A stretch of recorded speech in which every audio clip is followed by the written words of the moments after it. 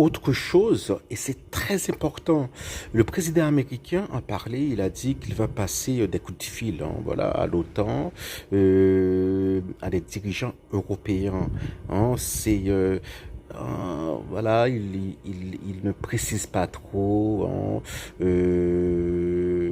il le dit une fois, il le redit, mais on a l'impression, hein, voilà, bon, je veux pas faire de la psychologie de bazar, hein, mais on a l'impression qu'il veut dire plus, mais qu'il ne veut pas. C'est quoi en fait ce qui se passe? Ce qui se passe, c'est que voilà, le pape François, hein, que son âme repose en paix. Le pape François l'avait dit. Hein, le pape François, il était, voilà, il avait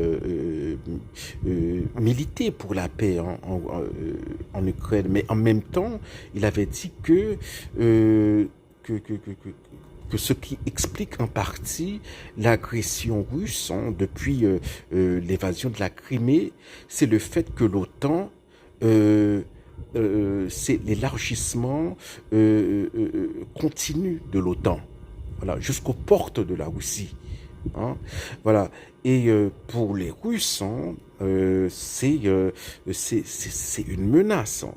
Voilà. Les Russes considèrent cela comme une menace. Hein. Le fait qu'à chaque fois l'OTAN grappille comme ça, hein, des territoires. Vous prenez des pays comme la Roumanie, la Bulgarie, ces pays-là, c'était des pays satellites, hein, de l'URSS. Hein. Vous prenez la Pologne, hein, par exemple. Vous prenez les nations baltes, les pays baltes, hein, c'était des républiques soviétiques. Hein. Tous ces pays-là, si je ne m'abuse, hein, tous ou la plupart font partie de l'OTAN. La Pologne, par exemple, fait partie de l'OTAN. Hein, parce que la Pologne a une peur bleue de la Russie. Voilà. Et donc, c'est ça, hein, lorsque le président Trump parle de bon, qu'il va passer des coups de fil, qu'il faut parler à l'OTAN, qu'il va parler à l'OTAN, qu'il va parler aux capitales européennes. C'est ça, hein, c'est que maintenant, on a l'impression que le président américain dit bon, moi, j'ai fait de mon mieux, hein, euh,